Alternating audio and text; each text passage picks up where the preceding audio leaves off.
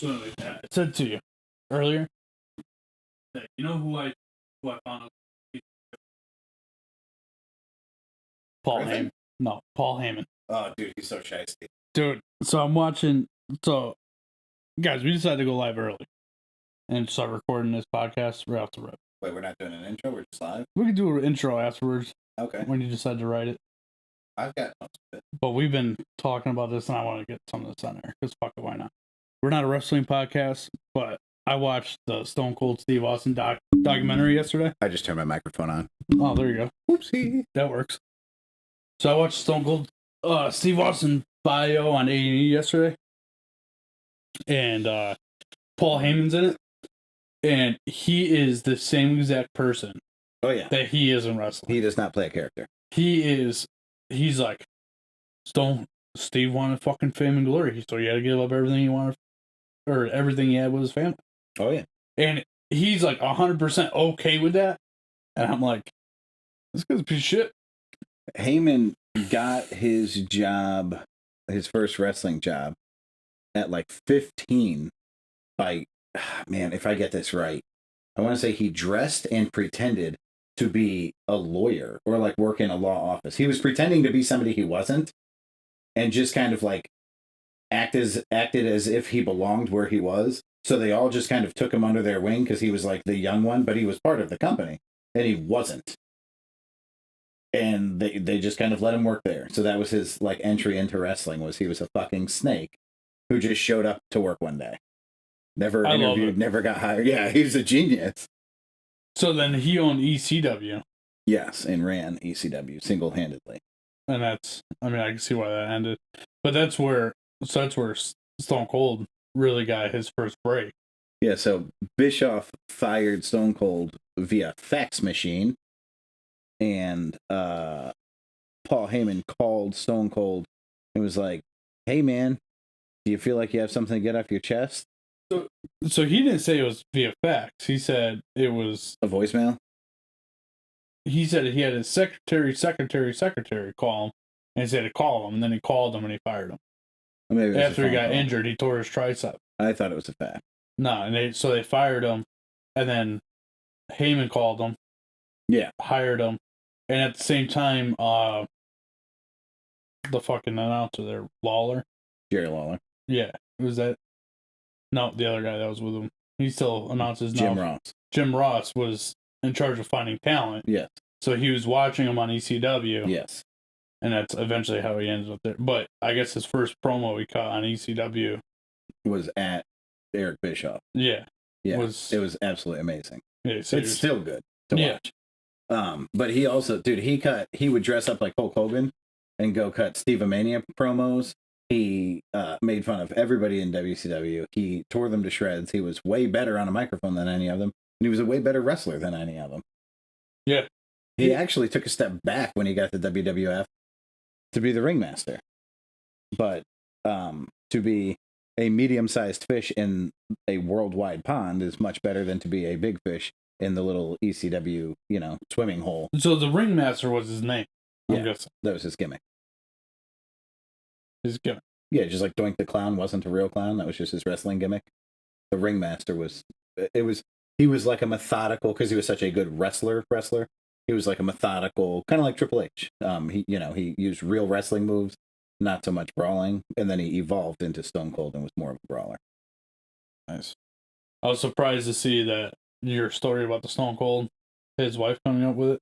Yeah. Was a true story. You told that. Oh, it's been done to death. They talk about it all the time. I thought it was pretty good. You thought I made that up? I don't know if you made it up, but like some of these stories are just like, come on, it can't be that.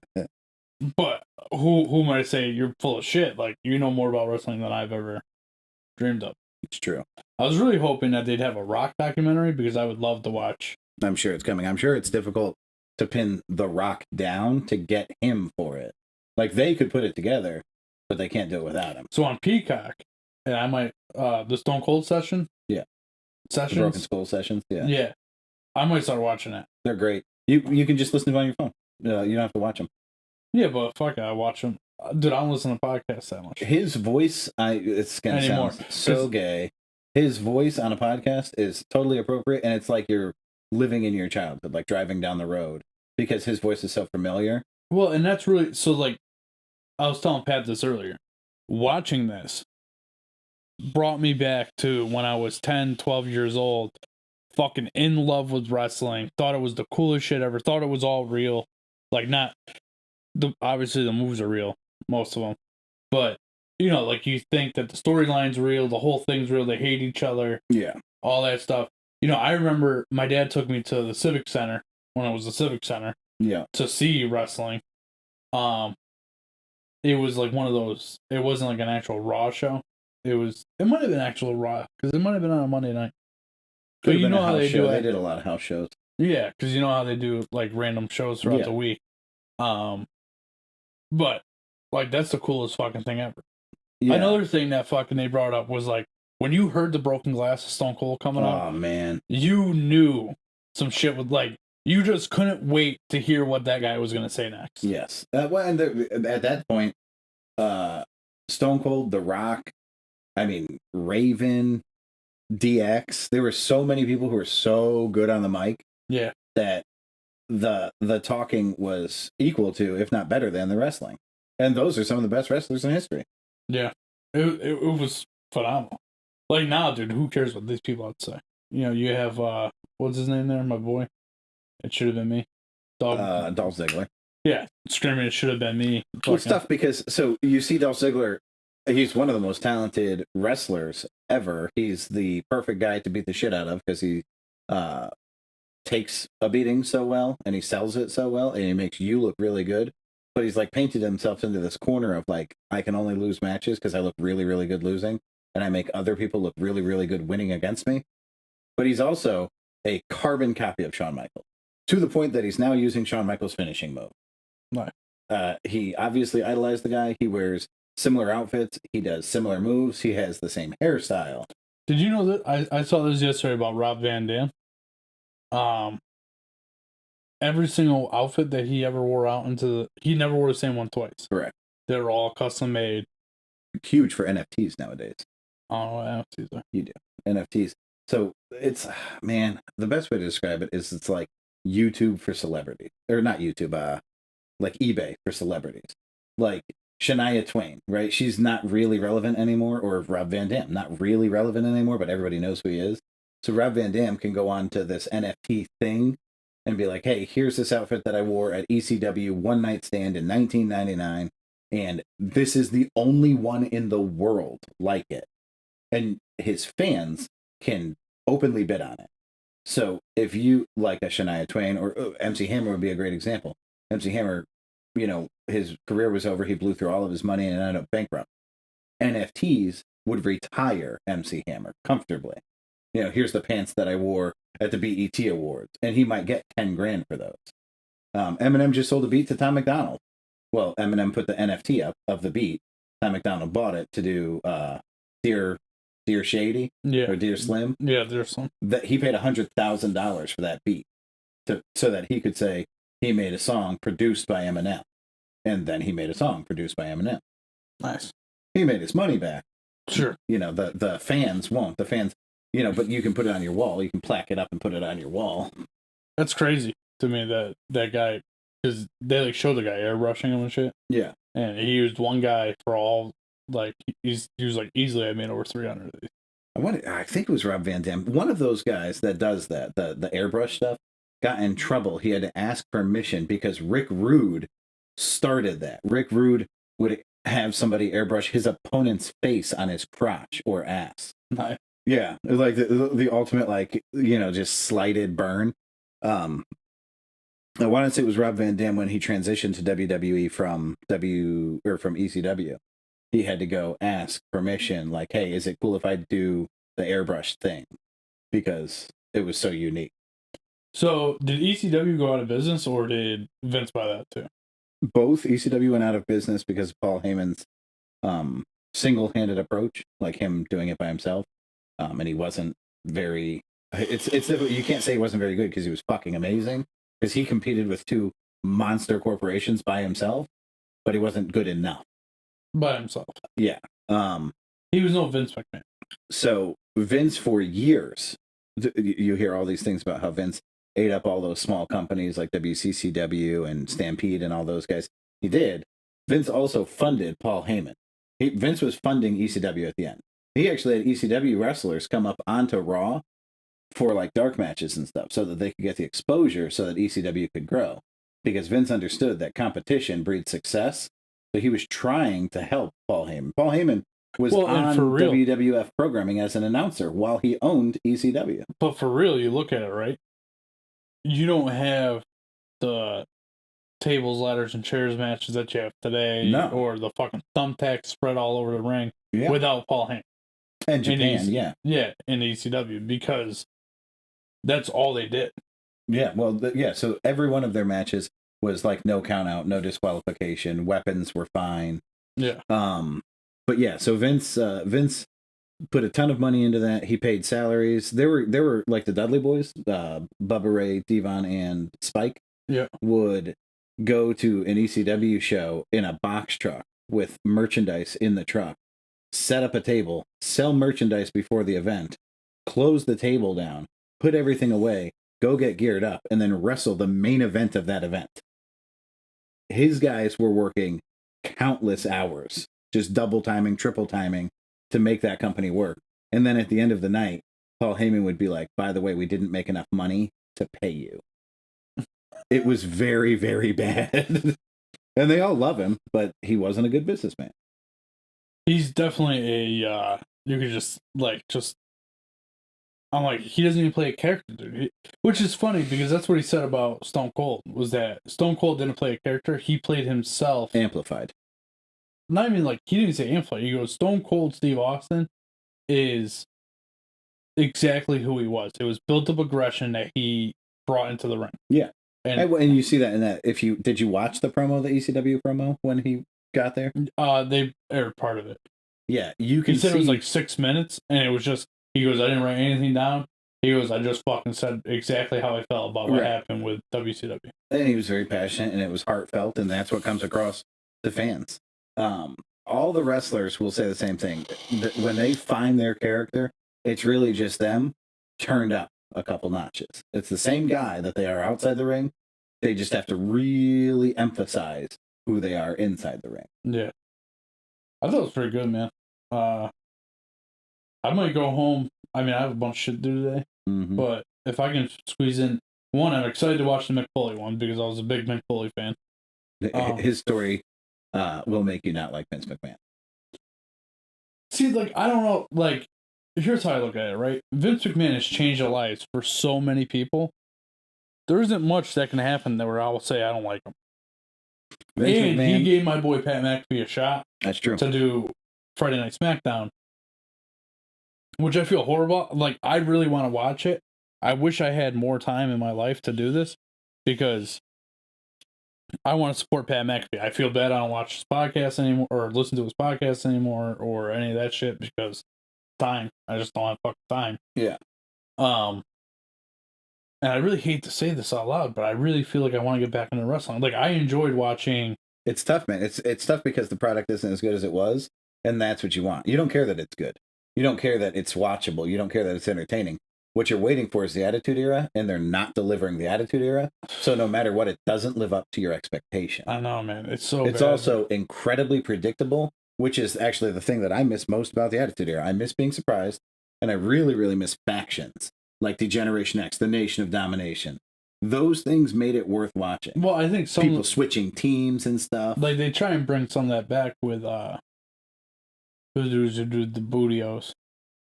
The New Day. New Day is a perfect example. New Day were the longest reigning tag team champions in the history of wrestling because they were a faction. They used the Freebird rules where any two of the three could compete in a match. Yeah. That's what people want to see. They want to see teams, man. And they want to see betrayal. I want somebody to turn on the team. When Seth Rollins turned on the Shield, I mean, like, oh my God. It was heartbreaking. And it was so enjoyable because Seth Rollins was such a good bad guy. But there's no point in him being such a good bad guy if you haven't seen him be such a good guy for so long. Yeah. And then turn. Dude, what the fuck's going on? He showed up at that match in the pay-per-view there. At the end there, he's all dressed in white, wearing some fucking weird thing. He's the Messiah. It's awesome. It's awesome.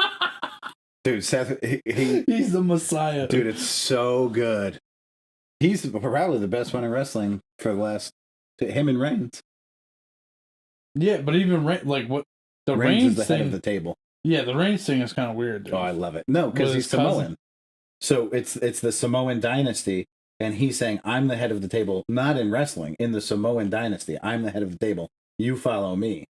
And Hafa and Sifa, his dad and his uncle, or however that works out in the family, they went out when he won the title. They were at the top of the ramp to kind of induct him, like to pass the torch to him and say, "You're now the head of the table," which is when he took control of Jey Uso.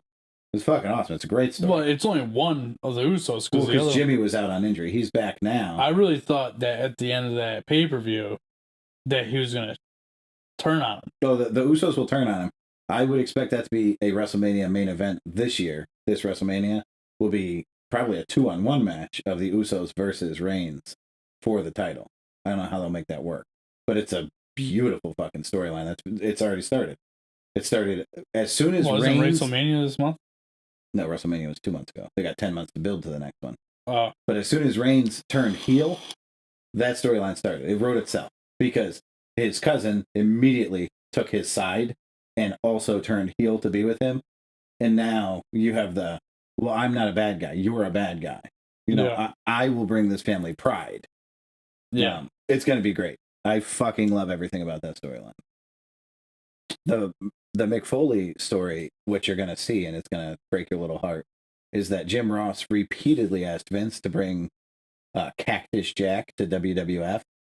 And Vince repeatedly told him that it was a terrible financial decision, that Cactus Jack was a garbage wrestler who was jumping off the outer mat onto bare concrete, and he was going to have a very short career and hurt himself. And Jim Ross constantly saying, we'll fix his style, we'll make him a little more polished. And Vince, the conversation was, Vince sat Jim Ross down after being asked for the 100th time and said, "What you need to grow as a wrestling professional is to have your heart broken by a performer. So I'm going to hire Mick Foley so that you understand what it's like when somebody you have all of your faith in shatters your heart and fails." So he hired Mick Foley and said, "By the way, put him in all brown." You ever notice that the Mankind outfit is just him in all brown with a mask? And he said, "And cover his face because I don't like his face." So they put Mankind to basically look like a giant turd with a mask on because Vince hated him. And Mankind still somehow became a very, very successful wrestler. Yeah, but you know what? And I bet you Vince loves him now. I'm sure. Well, not now, but he did for a long time. Mick Foley, once he retired, he tried commentary. What you don't know about the commentary is that you have Vince in your ear. Yeah. And Vince uses a lot of profanity because he's very passionate, and he doesn't try to control himself because it's his company. And Mick Foley does not use profanity and repeatedly asks Vince not to use profanity, screaming in his fucking ear while he's trying to do his job, to the point where Mick actually took his headset off at the end of a show, went back and said, "You can find yourself a new commentator. I'm done. And before I hate you permanently, I'm going to leave the company." And it was a rough ending. It's fair though. I mean, I don't see how clean cut, wholesome guy. I don't see how either one of them could. He did the right thing. So Vince isn't in the ear all the time though. According to Pat McAfee, he only does some of the shows. Oh yeah. Well, I'm sure back then he was in the ear. Oh yeah. I'm sure when you went to bed, you had to wear your headset so Vince could tell you how to sleep.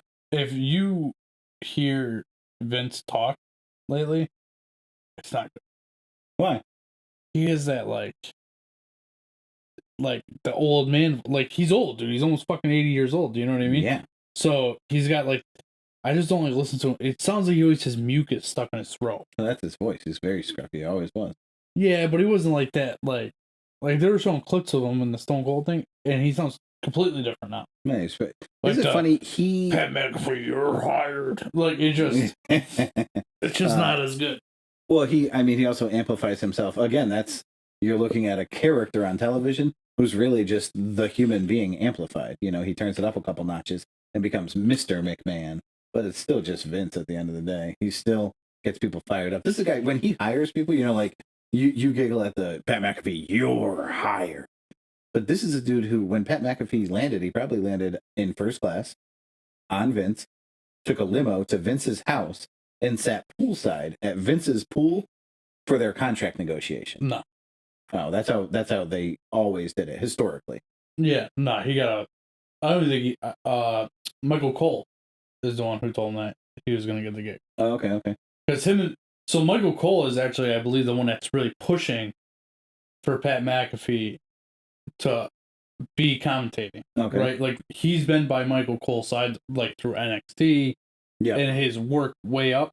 To the point where, so, like, Michael Cole is so afraid of Vince McMahon that when he did one of the pre-shows, when he was doing the pre-shows for the pay-per-views, he shows up in a fucking short tuxedo. Oh my God, that's amazing. Right? And Michael Cole's like, dude, you can't, like, what the fuck are you wearing? And he was like, what, dude? Like, that's what I'm wearing. And he goes, you better fucking change before Vince sees you. He's like, I'm not fucking changing. Oh, and great. Vince saw him, and he's like, I fucking love it. That's great. You know what I mean? But, because that's who, like... Vince loves the individual. He doesn't love the look. He's not into commentators look this way. No, you as a commentator look this way, and I like that. Yeah. Where Michael Cole was like scared to death that fucking Pat's not wearing a fucking suit. Well, because Michael Cole's character is, I'm a clean cut commentator. Yeah. I mean, Vince and Jim Ross went back and forth about that stupid fucking cowboy hat because Jim Ross either didn't want to wear it or did want to wear it. I think he didn't want to wear it because he didn't want to be pigeonholed as a fucking hick. Yeah, as a Oklahoma wrestling announcer. And Vince was just like, listen, you're a wrestling announcer from Oklahoma. Put the fucking hat on. And that hat is everything about Jim. If you just saw the hat on a WWE t-shirt, you would go, oh, that's Jim Ross's hat. Or Shawn Michaels. Well, Shawn Michaels only wore it sometimes. Yeah, but yeah, I mean, it's synonymous with the name. Yeah, man. I think that's what my hope is with Pat McAfee, is that he'll bring part of the Attitude Era back somehow, even just as an announcer. The problem is, we've come so far as a society. It has nothing to do with wrestling. If we could have the best wrestling around, well, first off, you can watch AEW if you want to see the Attitude Era. Go watch AEW. Go watch the blood. Go watch the guts. But there are actually pay-per-views called Blood and Guts. It's not even so good. It's not even about that, right? It's more so. First off, I gotta say this: I'll probably never watch another AEW match as long as I'm alive. Because of the Sting match? Yes. You know that AJ Styles and Undertaker did the same thing. I don't care.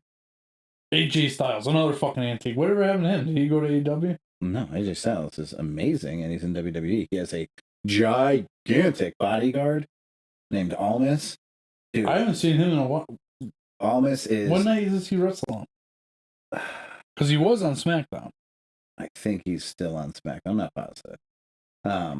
So here's the little known fact about wrestling, right? The championship title, either you make the title or the title makes you. So if they have somebody like a Drew McIntyre that they're trying to prove is worthy of being a champion, they give him the title so that you as the fan go, oh, Drew McIntyre's real shit. Where you take Roman Reigns, who you go, Roman Reigns deserves the title. That would elevate the title, so you give him the title. And then the fan goes, oh man, who's going to be able to get the title off of Reigns? So they've elevated the value of the title. It's only one or the other. The thing is, AJ Styles doesn't need the title. And he doesn't really elevate the title. So you're in this weird spot where he takes a back seat to a guy like Roman Reigns or a guy under him like Drew McIntyre, because you will pay to go see AJ Styles no matter what's going on. AJ Styles is a phenomenal wrestler. No pun intended. I would say that's same for like Seth Rollins. Seth Rollins does not need a title. The Messiah character is so fucking good that it doesn't matter what he's doing. He just has to be himself. I see. Again, it's more the, like, Seth Rollins kind of has it, right, with his promos. Yes. That's what I care more about than anything, right, is the show. As embarrassing as it is as a wrestling fan to admit this, I care more about the story than the match. Yeah. That is not a popular wrestling fan thing to say. Yeah, but that's the whole reason why you're watching. It's the story. Well, yeah. Why the fuck do I care what happens in the match if I don't care about the story? Yeah. The story is why I'm watching the story match. is what makes the match. Yes. You know what I mean? I agree. Not everybody agrees with that. Well, I don't see how that's like, okay, then you're just a guy who likes to watch men wrestle around on the ground. Well, there are guys. And not in like a UFC way. There are guys like your Benoit, Mysterio, Malenko, Jericho. Those guys weren't given the opportunity to have good storylines, so they relied on their matches, and that's how they made it. And those are like your pure wrestling fans. Yeah, but are those guys fans? Well, but yeah, like how many people do you know who's saying Rey Mysterio is my favorite wrestler? Not in my life. Who's not Mexican? I'm not sure that I could be friends with you if Rey Mysterio. I hate the Rey Mysterio character. He had one good storyline in a 50-year career, and it was when it was him versus the Giant in WCW, and it was so much fun because he's so small and the Giant's so big. Yeah, I mean, but that's what I'm saying. Like these people who become your favorite character it's not because they're wrestling. Yeah, they're great at wrestling, sure. No, it's a total package. Yeah, but if you can't cut a fucking like Rey Mysterio, first off, has weird eyes. Second off, I know that those are contacts, by the way. Yeah. But either way, he looks weird every time I see him. Yeah. But two, he's not good on a microphone. It's like you know what? big He's sincere guy. on a microphone. He's good in that way. Who's the big guy there? Braun Strowman. No, the other one. Brock Lesnar. Brock Lesnar. That's how you end up with Paul Heyman. Yeah. You're that good in the ring and that physical of a specimen, and they go, all right, we're going to invest in this guy. We're going to give him somebody to talk.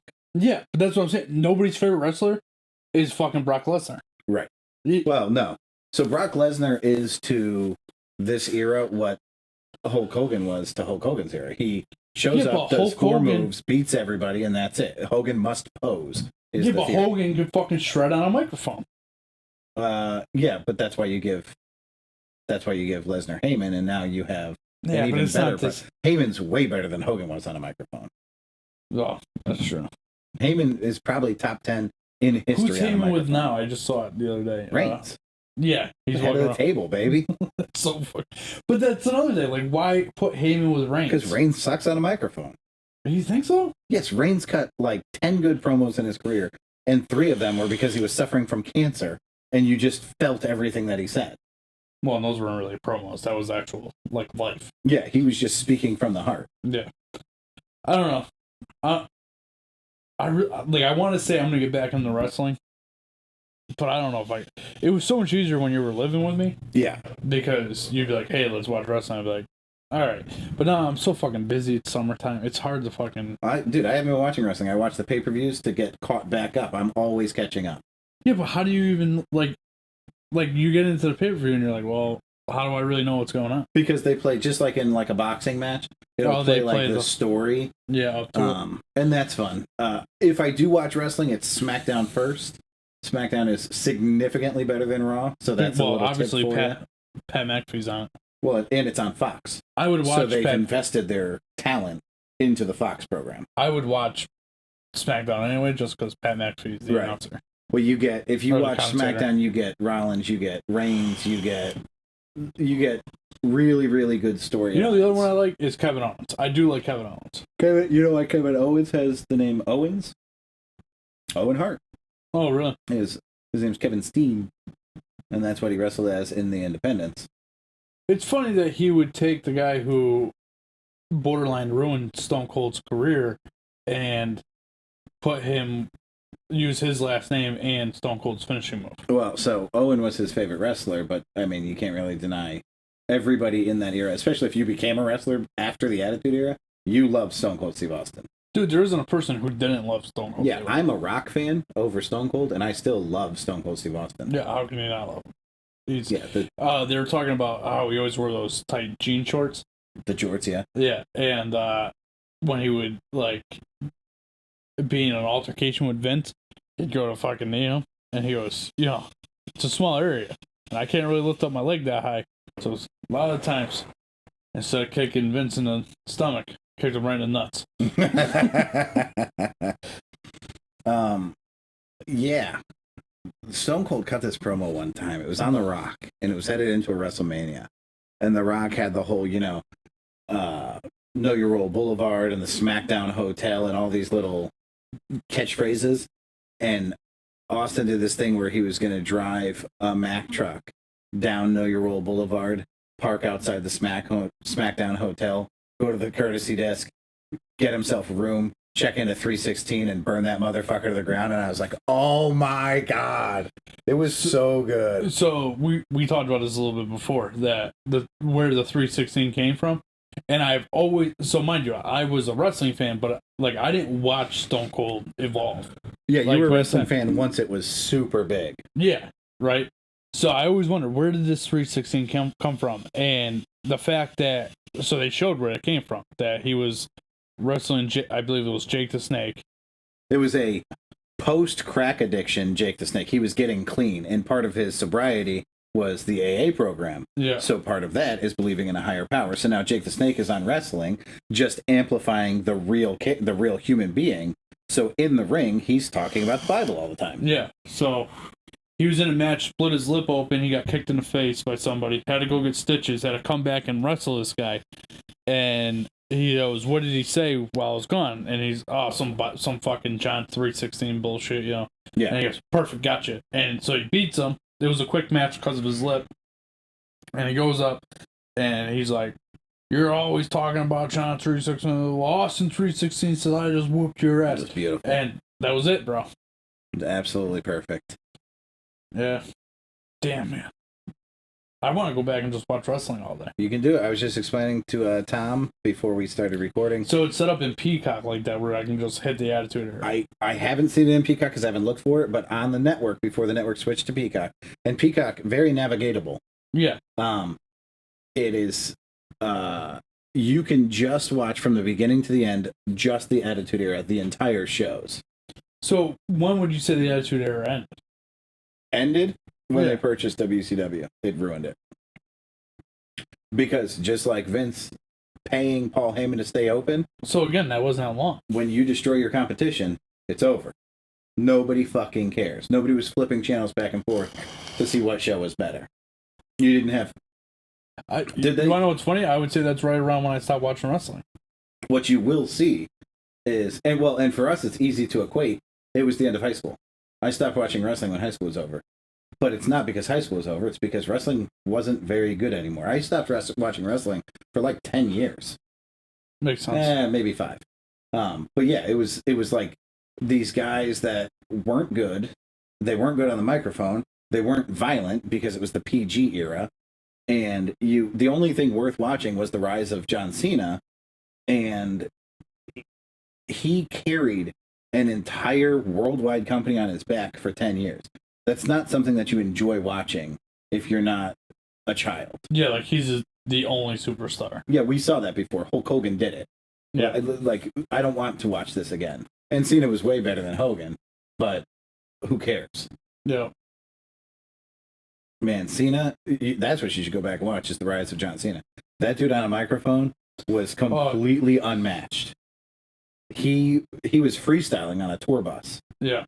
And Stephanie heard him, and she went to him. Now, this is a guy, Prototype was John Cena's original character. He had blonde, spiky hair, and he was just this massive monster of a man. He's fucking huge. Yeah, but now he's kind of petering out in WWE. He's not going anywhere. And Stephanie's like, hey, that freestyle stuff that you do, is that real? And he's like, what do you mean? And she's like, is that like, you really do that off the top of your head? And he's like, yeah, that's why they call it freestyle. And she's like, can you do it on cue? And he's like, yeah, that's what I do. She was like, I think that's your new character. Like, I think if you can do the freestyle thing, we can make this like Eminem guy work. And John Cena was like, I'm in. And that was the birth of John Cena, was just Stephanie hearing him on a tour bus and being like, holy shit, this dude's really good.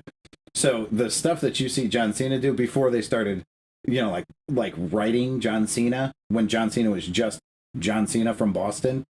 Oh my God, it's so, well, West Newbury. But he was so good, and he was so raunchy. He would freestyle like when he got off the tour bus and walked into the arena. The fans would challenge him, and there's tons of footage of that, of people just like, these guys have their entire lifetime to pre-write for John Cena. Right? They're not freestyling. They can say whatever they want. They're not freestyling. And they would write these like vicious fucking burns, and John Cena would chew them and just chew them up and spit them out every time. He was so fucking good. It's interesting. Yeah. Yeah, I mean, there's definitely some stuff there. You know what I mean? Yeah, man, wrestling. You should really, if you want to appreciate it, whatever era you want to watch, whatever you want to do, go watch the documentaries. You would have to talk to me about which ones are good and which ones are garbage. But the best part of wrestling is the story, like we said. But you have no clue what the real story is until you watch, like, the Rise and Fall of ECW, the DVD about Paul Heyman and that company.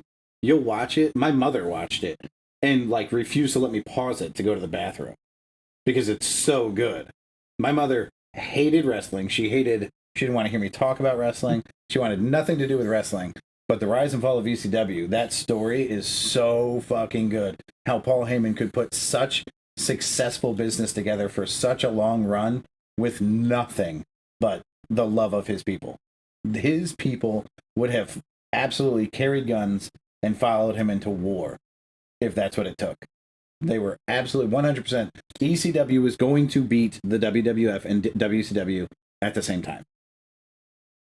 Well, it didn't, but it did not.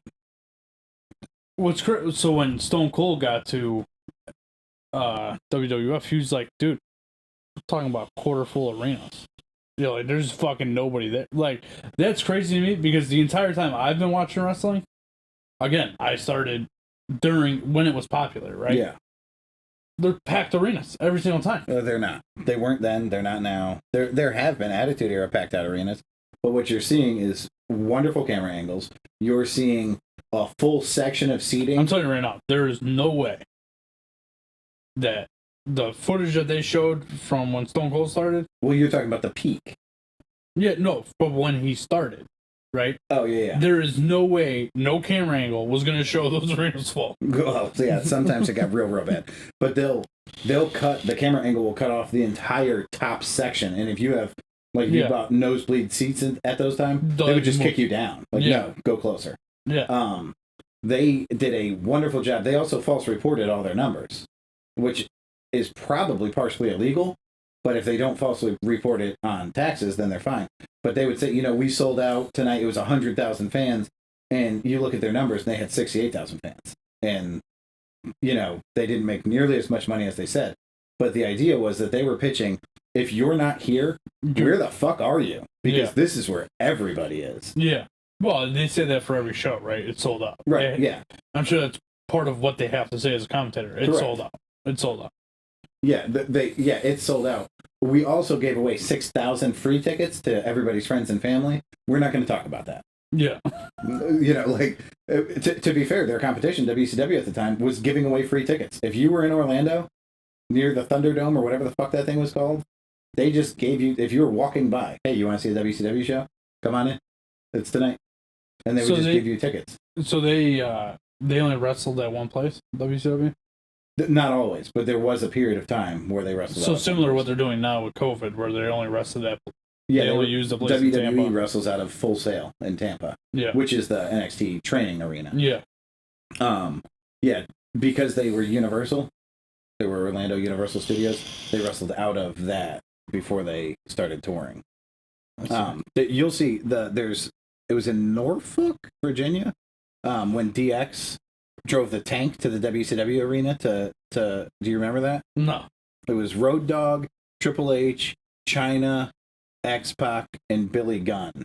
And they drove a tank and they were outside the WCW actual fucking live event, knocking on doors, trying to get in. And one of the things Triple H says is, we're here for the free tickets. Because you're watching it live on WWE, and you're like, holy shit.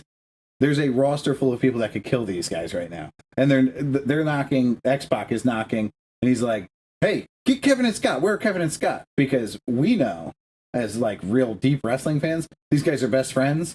But as a wrestling fan, you're watching this, and they're like, dude, did he just call out Scott Hall and Kevin Nash? Like, he's so small. What are you doing? But they're doing it to fuck with their friends. Like, dude, listen, our boss made us do this. Like, it is what it is. Yeah. That episode was fantastic. And actually, there were WCW guys just sitting at every door, like, dude, let us the fuck outside. Like, never mind the storyline. We will fuck these guys up. Well, it's funny. Yeah, they didn't think it was funny. They thought they were being shit on by Vince, and they were absolutely being shit on by Vince. Yeah. It was awesome. Those motherfuckers were. Dude, they were in full camo. They had their faces painted and shit. It was really fun. They were saying that with Stone Cold that like they literally had a board of like what crazy shit could Stone Cold do next. Oh, he could drive his Zamboni into the arena. Yeah, and he did it. Yeah, and like they just had to like brainstorm like because he had to keep outdoing himself. Correct. You know, so like driving a fucking tank to yeah. Like, I'm guarantee you that was on a whiteboard somewhere. And the things that came out of that, like, we don't really appreciate, but, like, Angle then gets into the Kurt Angle gets into the wrestling angle and drives the milk truck down and sprays everybody down with milk because Austin did it with beer. That shit was hilarious. Yeah, to do. Yeah, like, the things that you see that are a product of the Attitude Era are the second best thing to ever happen to wrestling. Like, Attitude's the top, and then things that imitate the Attitude are second, and then there's everything else. The only thing that I don't think can be debated about wrestling, the best storyline to ever happen in wrestling, a lot of people will argue was Vince and Stone Cold.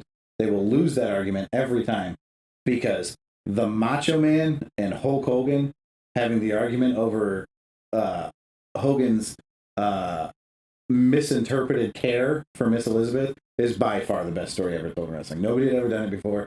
They took a year to build the story, and it was incredible. And it was Macho Man being every human being that's ever lived and getting jealous over nothing. It was absolutely perfectly done, and we'll never see it again. I have no idea what the fuck you're talking about. Macho Man, at the end of a match, when the Mega Powers, that was Macho Man and Hulk Hogan forming a tag team, Macho Man throws Miss Elizabeth up on his shoulders, and Hogan goes like to like support her, but puts his hand on her ass. And little things like that go on for 12 months. And Hogan is innocent in it all.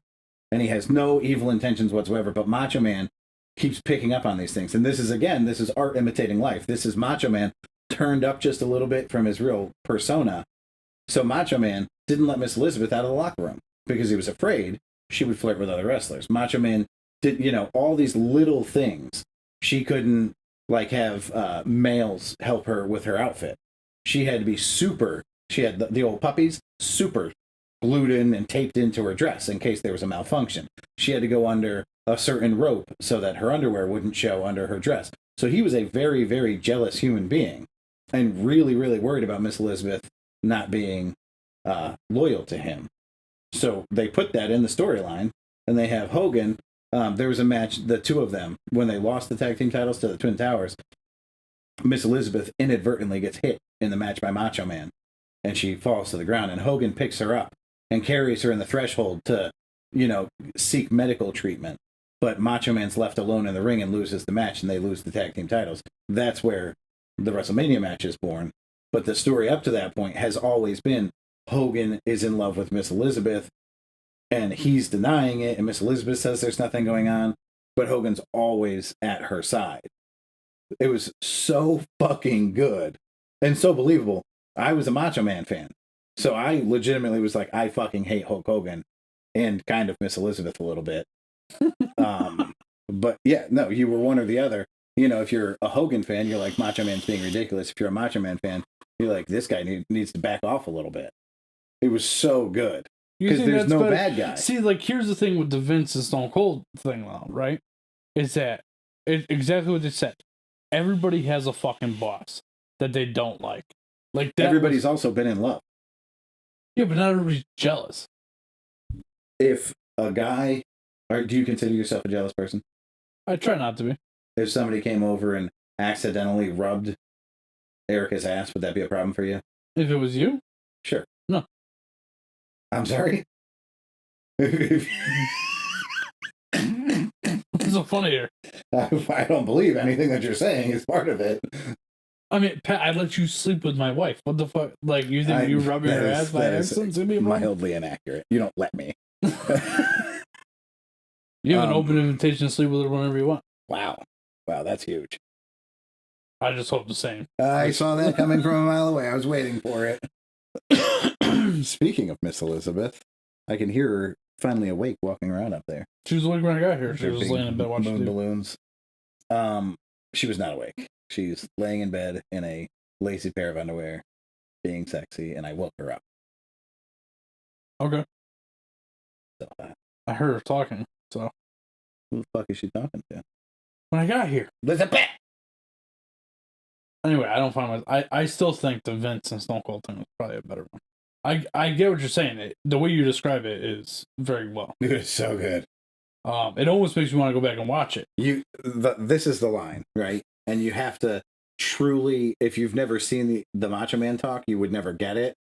But it's Hogan looking at Elizabeth, and they lock eyes, and the exchange is purely innocent. It's, we're on top of the world. It's, me and your husband are the world tag team champions. We did it. And Macho Man cutting a promo the next week going, I saw the way you looked at her. There was lust in your eyes, brother. And you're like, what the fuck? Like, no, this can't happen. Like, you can't not trust him. Phobic Squirrel's on the fucking chat. He says, I like the pop filter. Covering Pat's face.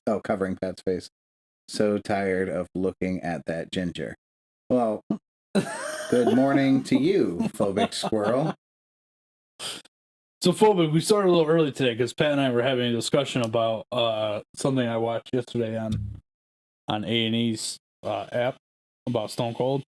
And so we were talking about wrestling, and I was like, you know what, man, we should just have this on the podcast. So Pat finished telling the story about the Montreal screw job. If you don't know what that is, it's where Bret Hart got screwed over by WWF. And I definitely noticed that. Yeah. I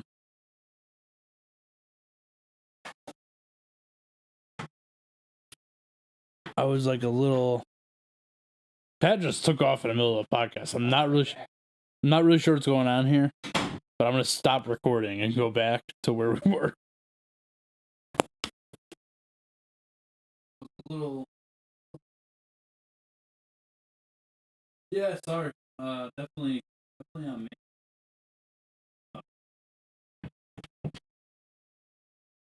Finished telling the story about the Montreal screw job. If you don't know what that is, it's where Bret Hart got screwed over by WWF.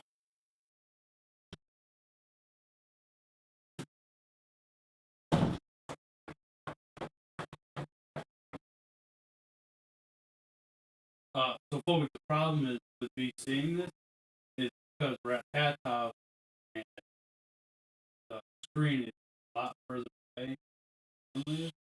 Very far away. Holy shit! We're 47. Recording? Yes. I mean, at this point, we could record an intro, explain what we're doing. Yeah. Pretty much. Well, Fulby made it.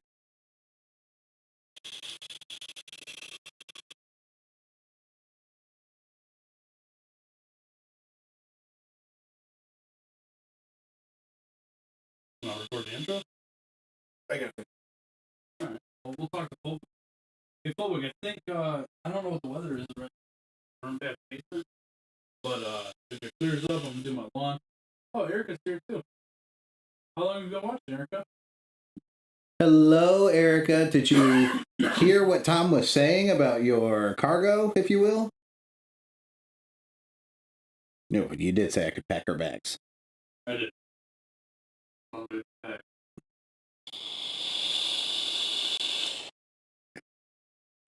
So glad everybody made it. Sorry we started recording. It was just too good of a conversation not to put on tape. You know? I don't disagree.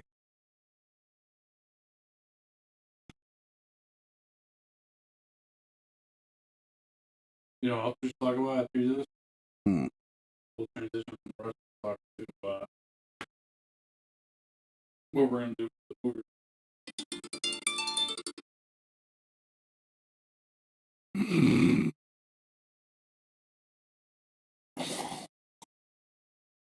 what you just sounded like.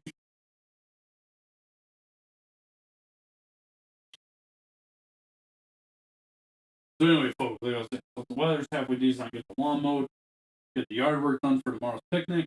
I will be on this afternoon to stream for a couple hours. Got the day off tomorrow. I actually want to do a little thing. Oh yeah. Yeah, I think with tomorrow and stuff like that. You know, I was thinking, it'd be nice to say something about Brian, Officer Sobolski. Oh, you can absolutely talk into the mic. Sorry, Bob. We can actually, we can do a segment about taps. If you're familiar with that song, nope. They play at military funerals. Nope. There's a really good story behind it. You do know the song, you just don't know that you know the song when you hear it. You say that about people all the time. Like, oh, you know this guy, you just don't know. Dude, did I tell you what I did to Cristiano? No, I fucking love that motherfucker. He's top 5 customers to me. Seems that it's actually played at the end of the duty day. Is it really? Yes. Every day? Also. I guess that makes sense. It's a final song. Yeah. You're playing the song right now? So you can... I'm not going to play the whole thing. I don't make it through the song, so it's not good for us to listen to the whole thing. No, this is good. They're just not going to play it. It sounds like a lot of birds chirping. Did you notice when you were... Okay, yeah. No, exactly what it is. Yeah. So, this happened a while ago. I don't know why I thought of it. Oh, it's because you always say that I know people that from work that I have never met before. You know that guy. He runs. Well, you've met them. You don't meet them by name. Yeah, whatever. So Cristiano calls, right? And I'm trying to figure out how to spell Cristiano because he spells There's no H. Yeah, he spells it weird. That's the trick. So you got to know. If you don't know, then you don't know. I have him on the phone, right? And I'm like, and he's trying to order something, and I'm trying to rush through it, and I'm like, hey, do you have an account here? Oh, I heard. Cristiano told me. So clearly, I know that he has a cash account at least. You know what I mean? But I don't know if it's a charge account or a cash account. I'm like, hey, do you have an account here? And what I mean by that is, do you have a charge account? He was hysterical. Oh, I know. Because every time I talk to him, now I go, hey, do you have an account here? Dude, he dies every single time. He's like, for 25 years, I've had an account there. He called my cell phone. He was like, Patrick, what the fuck is with this guy, Tom? I'm like, you know Tom. And he's like, yeah, what's wrong with him? I'm like, what are you talking about, dude? He's like, he asked me if I have an account. I fucking lost it. I was like, what do you mean? He was like, I gave him my name. And he asked me if there's an account. And I was like, bro, it's probably because there's no H. And he was like, what? I was like, never mind. Like it's hard to explain. I'm trying to spell it all. I'm like, I know I'm spelling this right. That system's so sensitive. On the other system, if you're from like Hubert, Lebany, and Scrooge, you can type in HU space LE space SC, and it will pull it up. Dude, on our system, you have to be. There's a company here in Torrington, RJB.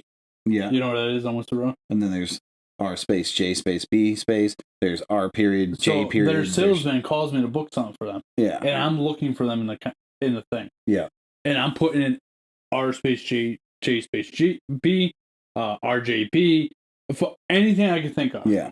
And I find dude, I cannot find them, dude. Yeah. What's the company phone number? And I put it in. It's R.J.B. Yep. Like, everybody puts it in differently. Anyway, I don't want to talk too much about work on here. Ginger Jer and I brought this up and said, can we put everything uniformly?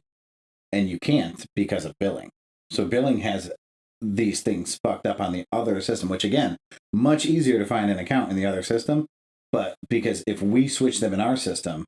It's not going to bill right. And it would have to switch in the other system. So they've been in that system 100 years. There's only 5 of us. There's 100 of them, But yeah, it can be a fucking nightmare. All right, anyway. You want to record this intro? Let me finish it. What the fuck have you been doing? I ran upstairs to take my hoodie off. What's funny is that you waited until there was somebody watching. We were in the middle of a conversation. But do you want to get down on some GTA? I need 4 people so I can run the the casino heist today. But if we don't, and Mason's out because he's at a wedding today. So we need, I need a second, third, and fourth.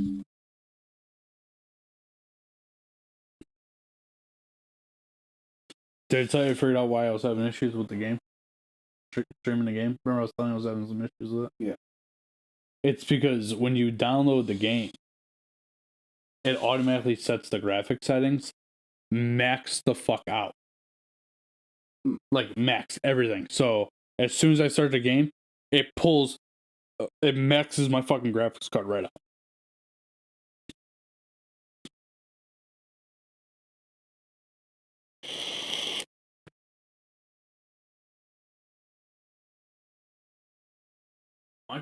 How long?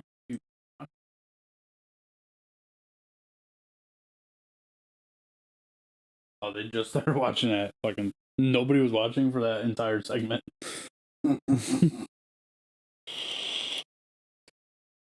But hey, you guys are here now, and that's what matters. We're gonna be wrapping this shit up pretty quick here.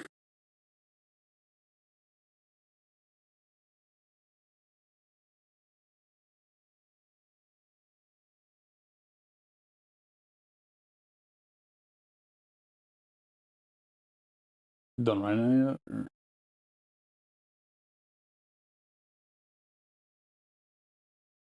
For those of you watching on Wednesday, when the power went out at the house, I think we're gonna.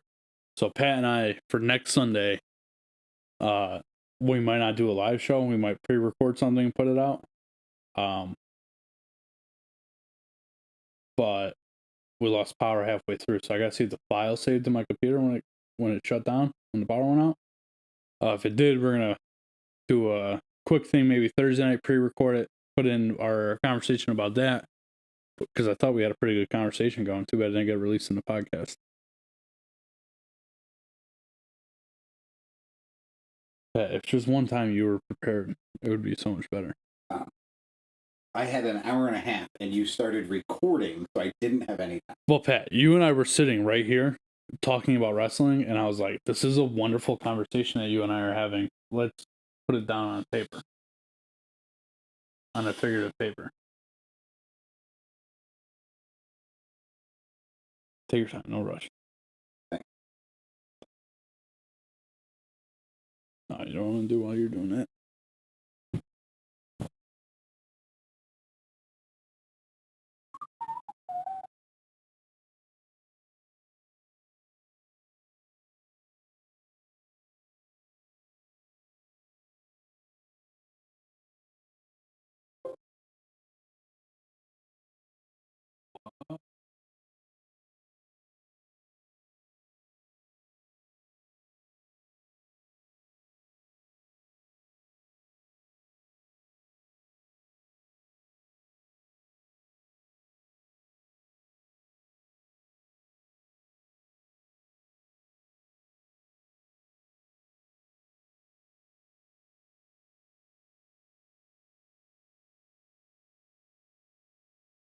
Ready. I should turn my microphone on. Works better that way. What are you doing? I was putting it.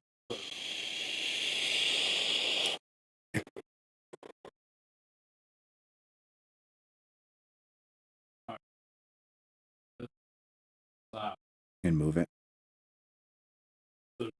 Number 47. Got it. Right.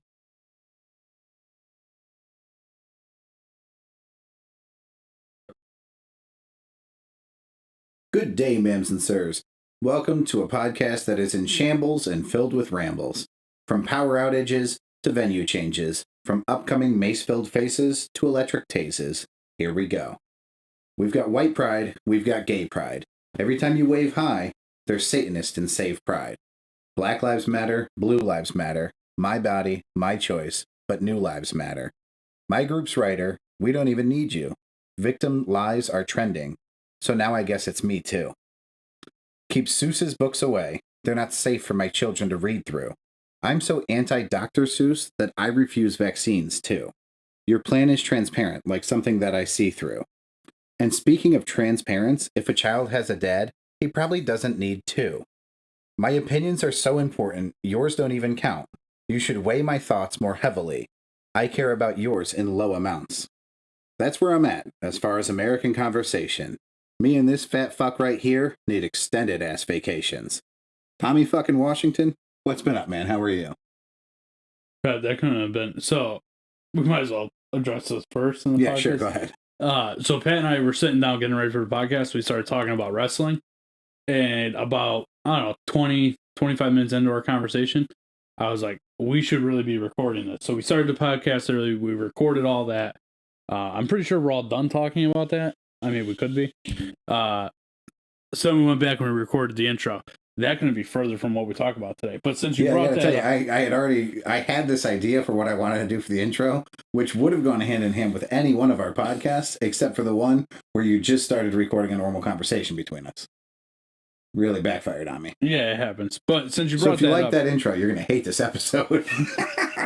Well, but this is coming out on Memorial Day. We're recording it on Sunday, like we always do.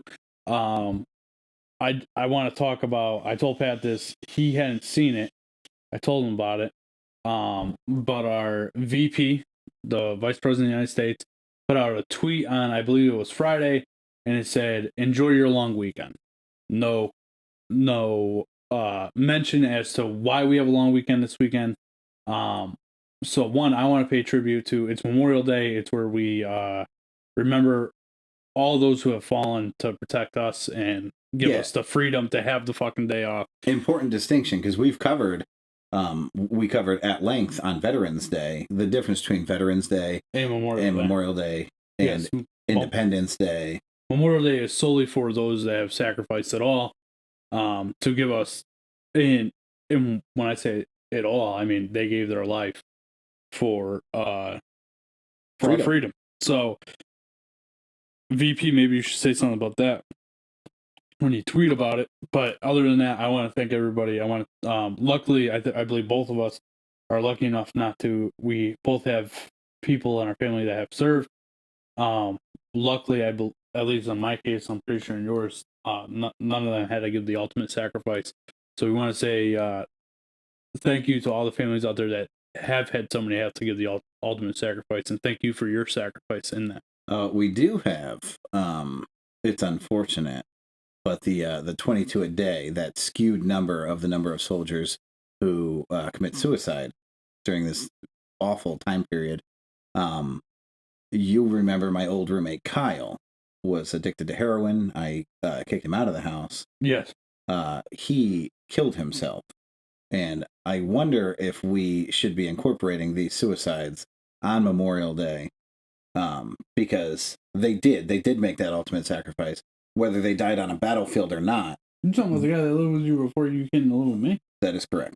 Killed himself, huh? I don't know how you didn't know that, buddy. Oh, boy, I'm not laughing because it's funny. I'm laughing because you didn't know. How the fuck would I know that? I wasn't friends with him. I mean... I would barely call you friends with him. Yeah, I tried to be there for him because he needed a place to stay, and it certainly backfired on me when I found heroin needles on my bathroom floor, and I didn't really feel like I had a choice other than to kick him out. Yep. Yeah, he did, not obviously right away, but he did later on go on to kill himself. That's too bad. Yeah, it sucks. But I feel like there's not really a spot for those, I guess, forgotten soldiers. Maybe, I mean, if we're losing as many a day as these numbers are reporting, maybe they should have their own day.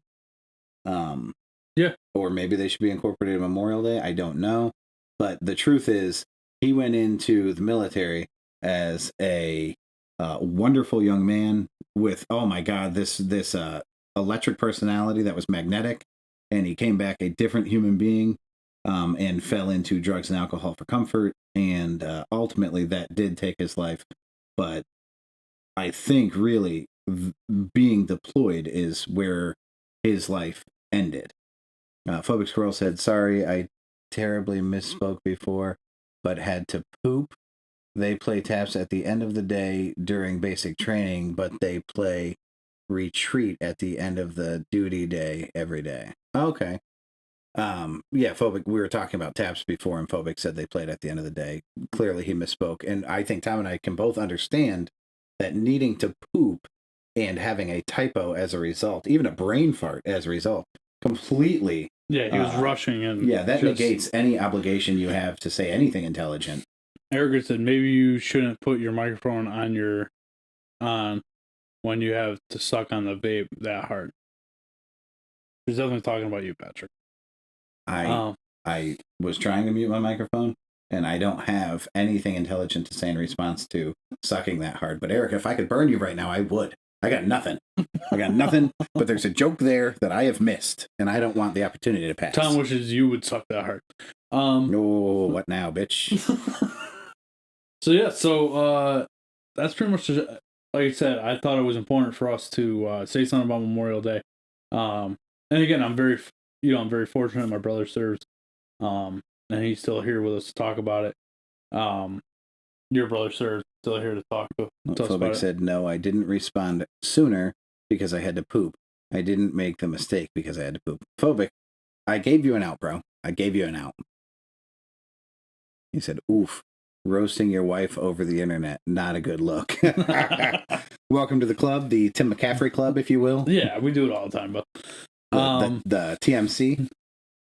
So, Pat, is there anything else you want to add to the show? Yeah, man. Two things. We'll start on the lighter note. Steven is all the way retired. He has a ceremony left, man. That's it. A fucking ceremony. And then we're done. I had to record. My mother and I recorded. We were given the opportunity to record a little 30-second message. My mother's was 1 minute and 55 seconds. Mine was 2 minutes and 50 seconds. We blew the 30-second time limit. Pretty far out of the water. But we sent them. We said, if you need them shorter, we'll figure something out. But this is, we went from the heart, and they both got accepted, so that's good. Super excited for Steven to see those videos on his graduation day, and I hope he sobs like a little bitch. Because I meant everything I said. Oh, you know what? I think that might actually be a surprise. So if Steven listens to this, oh boy. Oh my God. And I'm not taking it out. Well, you know what? He has no clue what's been said. So there you go. You're a fucking that's asshole. Fucked up. Sorry, Christy. Man. I was just thinking too. I was like, I'm pretty sure it's a surprise. And I remember the last time I looked, Del Rio, Texas. Yep, they do get downloads over there. I feel like he might know that it's happening, but he doesn't know he doesn't know that I sent. Well, now he fucking does. But real nice. You know what? He's way behind. I hope he hears this like the day after his retirement ceremony. Well, I hear that he has tons of time now, so maybe he's just listening to us. He does have some free time. His kids are out of school. His wife is retired. He is retired. Yeah, man. Thank God. Glad it's over. Glad there's no more deployments. And actually, to our point with the 22 a day, I mean, listen, Steven does not walk away unscathed. He just because he didn't take a bullet to the shoulder, he definitely, undeniably, anybody in that situation is going to deal with moral injury. They're going to very likely walk away with some depth of PTSD. You see and do things that you never should have to see and do as a human being. That some people are okay with, most are not. I think that if you can go into war and come out of it the same person, you probably weren't in the right frame of mind going in. It should change you a little bit. It should harden you up a bit. Because, it's a task that nobody should be faced with. Yep. And these guys have to do it. And again, the day is about people who didn't get the chance to escape that hell. This is probably the most important holiday of the year, as far as I'm concerned. Yeah, I agree with that. On the other side of this coin, Officer Brian Sobolski from Plainville tragically died in a motorcycle accident late last week. We did not talk about it on the show leading up to this point. Before. Oh, okay, because it's Sunday. Yeah, it wasn't last week. It was the week Yeah, before. but in my head, Yeah, I got yeah. you. Brian was absolutely fantastic. He was a good dude all the way through. He was a normal human being. I can't imagine that when he put that uniform on, he turned into the things that we hate about police officers. I imagine that he was still Brian Cebulski. He is exactly what we would want in a police officer. More importantly, like his friends were family. You know that guy. There's always like you're always welcome at the house. You're always welcome into the house. He treated everybody the same. He was wonderful to his wife. He had a very young daughter. His brother-in-law is a very good friend of mine. That's how I knew Brian. I wasn't real close with him, but I never had a negative interaction with him. He was a wonderful dude. It sucks that he's gone. Amazing turnout at the, I'm going to call it a wake. I'm not sure that it was actually a wake. But they have a huge support network. And I think we talked about my buddy CJ lost his father, Big Steve. This is the same family. So this family has taken 2 devastating blows in a very short period of time. So that sucks. Yeah. But they will pull through. Dude, his wife is Barbie. That is her name. Obviously a nickname for Barbara. And his sister-in-law Stephanie and CJ. So this family just continues through this whole process, right? Now you're dealing with the loss of a brother, dealing with the loss of a father, you're dealing with the loss of a husband, you're dealing with the loss of so many things in one person or 2 people, as it were. They're still posting things on Facebook that are super like, hey, this is awful, but we're going to make it through. You should come join us and, like celebrate the life of. And they're just so fucking positive and they're so on point and they're making really poignant thoughts come together, like even just on Facebook. They're fucking incredible. The grace that they've handled this with. I do not think that I could handle the loss the way that they have. And they have each other. They have a very big support network. Well, I mean, unfortunately, this happens to all of us in life, right? We're all gonna have losses and stuff like that. It's unavoidable, right? Yeah. So maybe that's how they see it. It sucks. But there's like the dark side in me, because I definitely, you can tell in like the normal comments that I make, I have a very, very dark side with me. I instantly am like, how did he die? Where did he die? Why did, like what? I want details. This fucking guy, like, if you can't make him any more All-American than he already is, because he really is the All-American dad next door, he took his motorcycle to go get fucking milk. That's why he died. Because they needed fucking milk. That's it's just the shittiest thing I can picture. Erica said my friend worked with him and said he was a great guy. He has a 3-year-old. He has a 3-year-old. Yeah. That's yeah, she is, I won't say her name, but she is going to have to learn through other people's words how amazing her father was, and that truly sucks. So there's 2 ways I look at that, right? Like, it sucks that she's gonna grow up without him, but at least she's young enough to where, like, she's not 6 or 7, right, where she really knows her. Right, where this crushes her acutely and chronically. The chronic damage is going to be done. Yes, but the acute damage, I think, is a little bit less because of her age. Yes.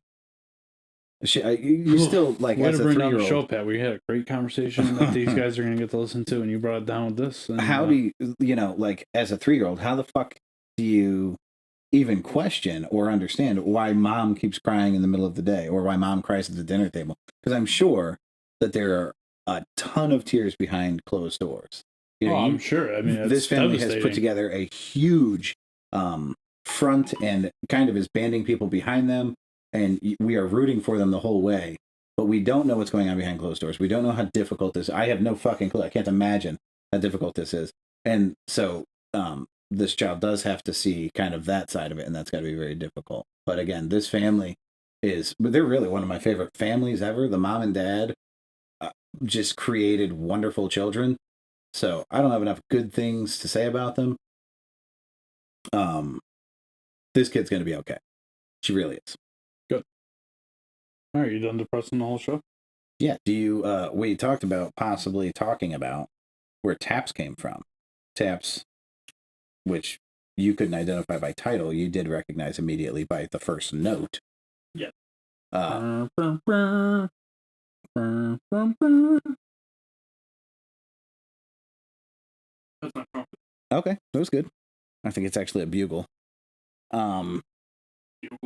Potato chips. That's what I was gonna say. Aren't those the things? Bugle?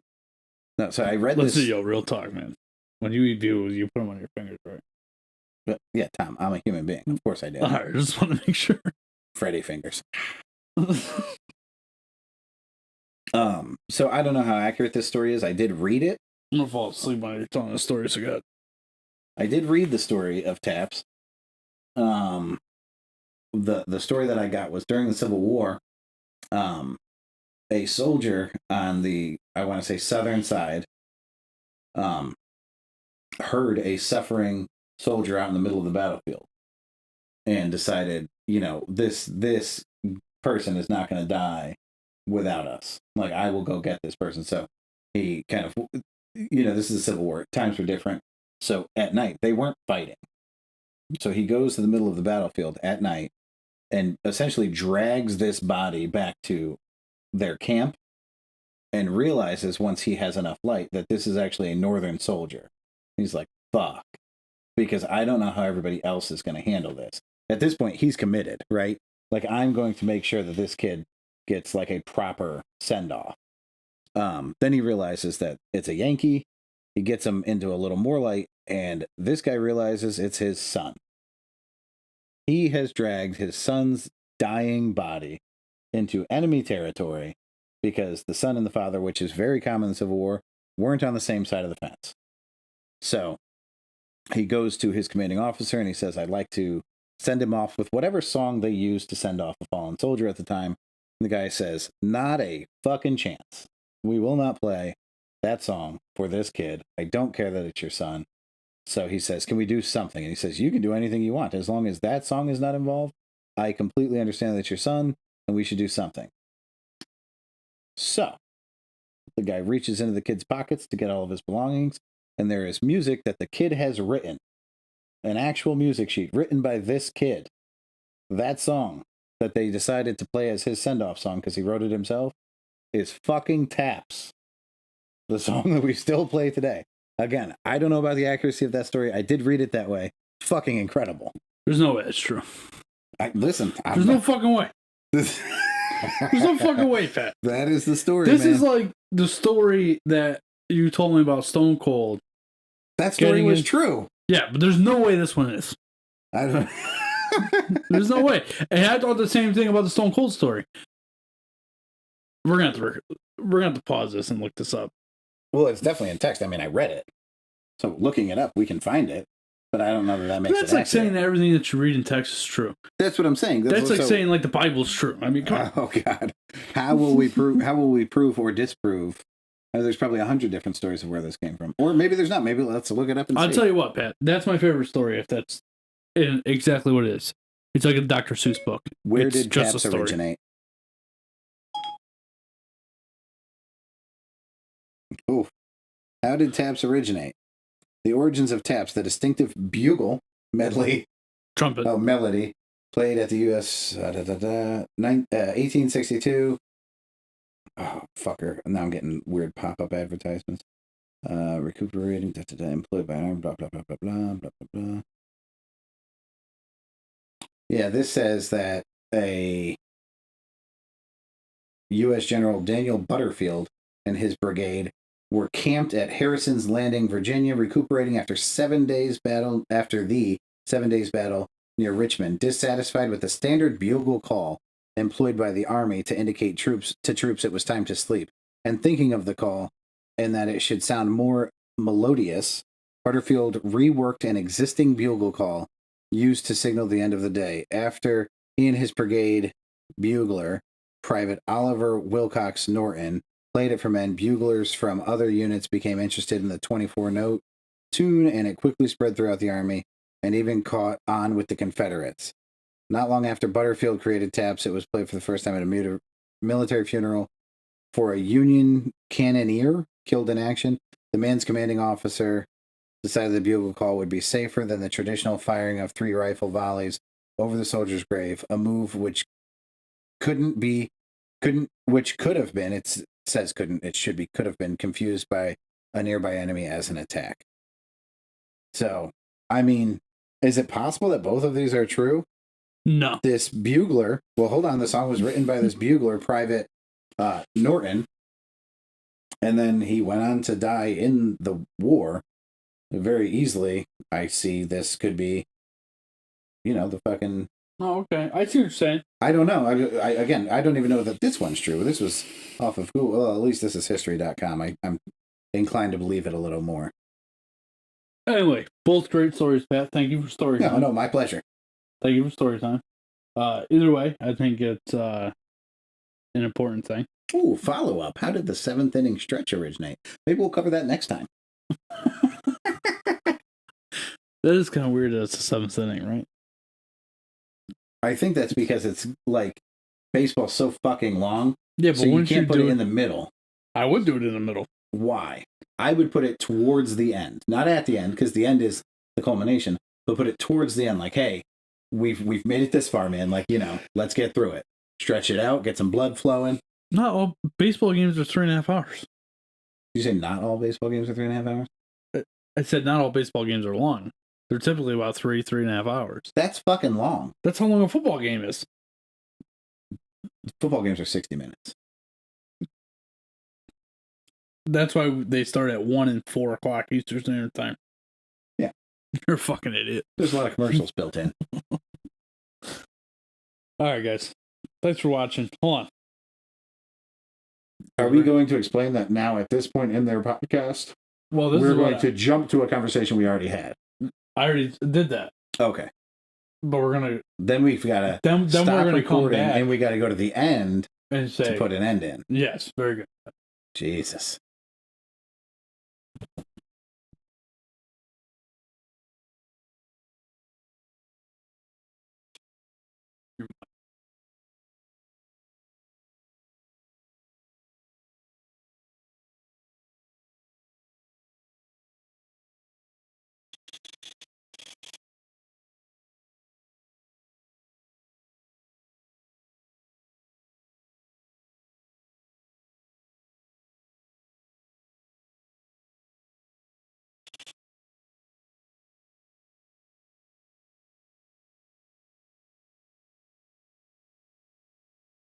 You gotta fuck around a little bit. Yeah. I want to go up to... It's not raining. I say, if we take... So you want the tripod at your house, right? No. Where I got the camera at the other house is fine. Listen. We could put the tripod at your house. You could take it. And we could set that camera up on this. So move this whole thing to the middle of the room. And there's your fourth wall for both shows, right? So the whole setup's in the middle. We can turn everything. So you pretty much want to put the couch up. Yes. And I'm going to take all this horror movie stuff. From what I just looked up, it was signal for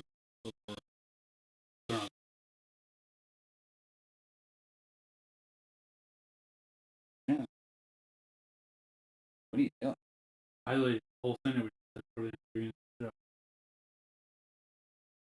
How long? You can't go any further right? Not any faster.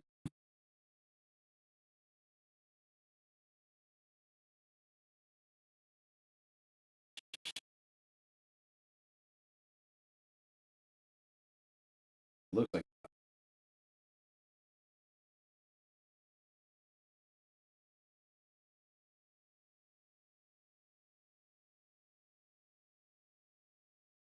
you get the exact spot.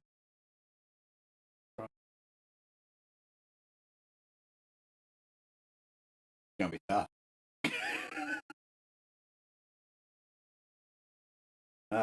You were there too, man. Clean it up.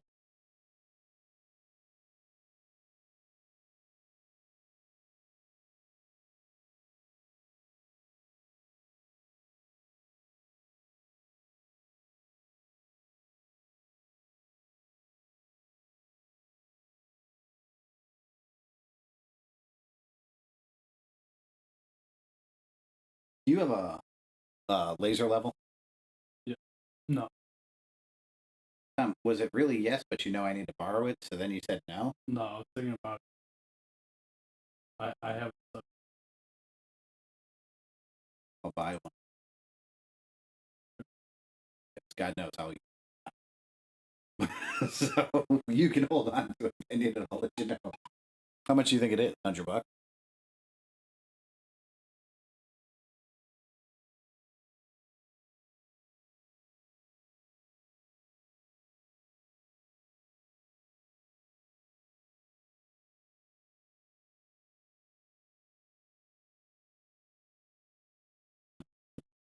Are we gonna do this? Go pee, bro. Hurry up. I gotta fucking dump shit in this thing.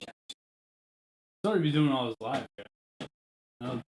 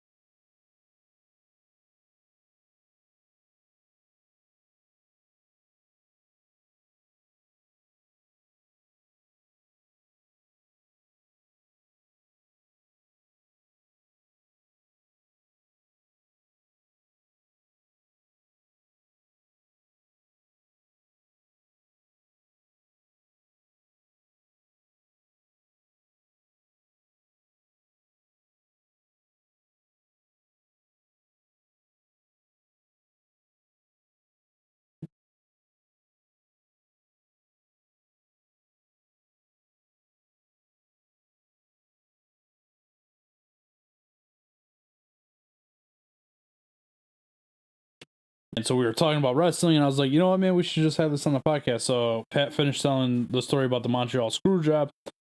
If you don't know what that is, it's where Bret Hart got screwed over by WWF.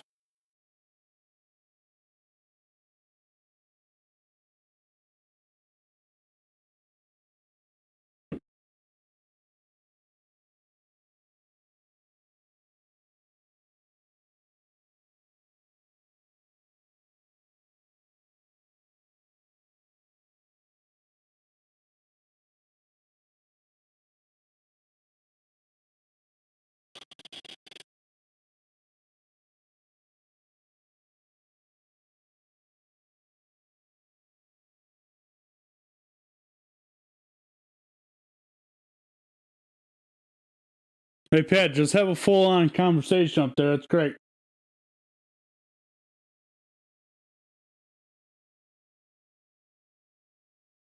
As soon as we're done recording.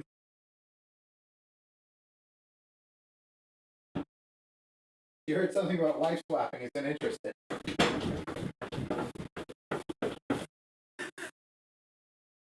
I told her she should come down and help us with the room. All right, ready? All right, Pat. So the last thing I was talking about was the Montreal screw job. That's what I said when you walked away earlier. Do you want to tell them what it is before we end the show? Like in detail? It's basically where Bret Hart got exactly what he deserved. Oh, what a piece of shit you are. No, the Montreal screw job. Exactly what he deserved was what Owen Hart got. Wow. This podcast has immediately taken a turn for the worse.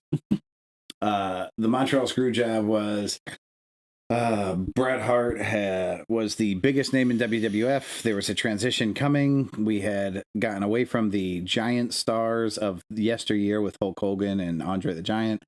We were moving towards smaller stars like Bret Hart and Shawn Michaels, but Bret Hart was a little bit past his prime and had taken a deal with WCW to go make significantly more money. WWE couldn't match it. And Bret Hart didn't want to lose the title in Montreal, specifically Montreal. That's why it's called the Montreal screw job. Because he was from there. He's from Calgary, Alberta. Same thing. It's all Canada. They're all the same. Yeah. With their bitty little eyes and flapping heads. Anyways. he didn't want to do the job, meaning lose the title, to Shawn Michaels, who had accused him of having an affair. He had stuck the Canadian flag in his nose on live television. They didn't like each other in real life. So he wanted to lose the title a different way. When you have a title in professional wrestling, you, in that contract, have a clause where you can go out the way you choose to go out, the way you feel is fit for your character. And so Vince agreed that Bret could lose the title the next night on Monday Night Raw in America instead of losing in Montreal. And then the night of, did what's called the Montreal Screwjob, where basically Vince had the referee Earl Hebner, Shawn and Bret talking about the match beforehand. Shawn was going to put Bret in Bret's finishing move, the sharpshooter. Bret would get out of it, and then Owen, Bret's brother, would come down and beat up Shawn Michaels. Triple H would come down and beat up Bret Hart, and it would be a double disqualification. So there would be a schmaz finish, is what it's called, a non-finish. And Bret would go out the next night and relinquish the title to Shawn, saying that he was the better man, and that had Owen not interrupted the match, he would have lost. Instead, Bret fell for a pretty elaborate ruse that was, as soon as Shawn put Bret in the sharpshooter, the referee called the match, saying that Bret Hart had tapped out, which he hadn't. The match was over. Shawn Michaels had effectively won the world title. Bret spit a very large loogie into the face of Vince McMahon, who was standing outside. He then smashed a couple TVs. He wrote in big letters in the air, WCW, to let the fans know that that's what was going on. That's where he was going. Vince went into Bret's locker room. Bret was getting ready for a shower. He said, "I'm going to go take a shower. If you're still here when I come out, I'm going to knock you out." Vince told everybody to get out of the room. He waited. Bret got out of the shower, knocked Vince out, and it got broken up after that. Instead of them letting Bret kill Vince while he was knocked out, Bret went on to WCW to do absolutely nothing after Goldberg turned him into a fucking rock'em sock'em robot in the middle of the ring with a kick, and ended his career. And the story, as we know, Shawn Michaels went on to be debatably the biggest wrestler in the history of wrestling, and Vince still makes lots and lots of money. That's the Montreal Screwjob, man. So it really sounds like Bret Hart got screwed. It sounds like he should have just stayed with WWF and not been so greedy about the money. I don't think it was really the money. I think it was when you're in that life, man, the fame. I think that he didn't want to take a back seat to a piece of shit like Shawn. Those are, I'm putting words in his mouth. I'm not saying Shawn was a piece of shit. I think that in his eyes, he was going, why would this guy be the leader of this company? Why would he carry the company into the new generation when I'm me and he's him? It should be me. Very Dolph Ziggler. It should have been me. Yeah. But you had Stone Cold coming up, and Stone Cold to this day will tell you the guy that made him was Bret Hart. You had Mick Foley coming up. You had The Undertaker in a very prominent spot. You had a lot of really, really talented people. The Rock at that point was Rocky Maivia. Trust me, they were not expecting much at that point. They showed a clip of him wearing a thing around his head with the fucking, like streamers. The Rock was actually the first character in the history of wrestling that they turned into a bad guy because the fans refused to accept as a good guy. So that's where that comes from. Like the Roman Reigns, they turned him heel for the fans. They do that now very frequently. You know, if you're a good guy, everybody wants to see you be a bad guy. If you're a bad guy, everybody wants to see you be a good guy. They'll flip you back and forth. The Big Show has been a good guy and a bad guy like 100 times each because they will do what the fans want. But back then, I mean, if Vince McMahon said you were, you know, an All-American babyface, everybody loved you because you were an All-American babyface. The Rock was really the end of that. The Rock was, hey, here's this guy. He's a third-generation wrestler. You know, he's a Samoan. He comes from the Samoan dynasty. You guys are going to love him. And people started carrying signs that said, die, Rocky, die. So The Rock was kind of put in a place to, Jim Ross said, you need to go out there and you need to tell these people how you feel. You need to go be yourself. And The Rock went out and started cutting promos on the fans about die, Rocky, die. It's awesome. That part of the Attitude Era was amazing. All right, Pat. Well, so this was our wrestling podcast for the year. Yeah, this is it. This is the one. If you're a wrestling fan, good for you. If you're Yeah. not a wrestling fan, whew. Maybe next time. Anything you want to say, Pat? Yeah. You know what? I say good day. Good day.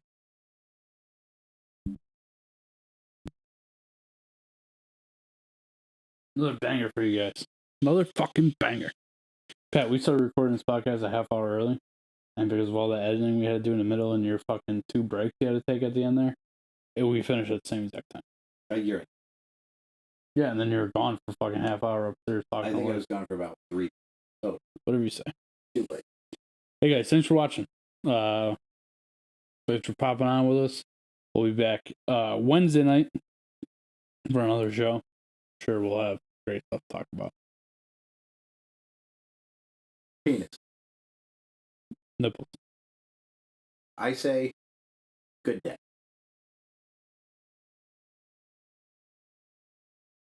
What the fuck does that say, Uncle Joe? Oh, it isn't. Oh, it's on the other computer. Who the fuck is Uncle Jeff? My Uncle Jeff died. You have pictures of my dead uncle? There it is.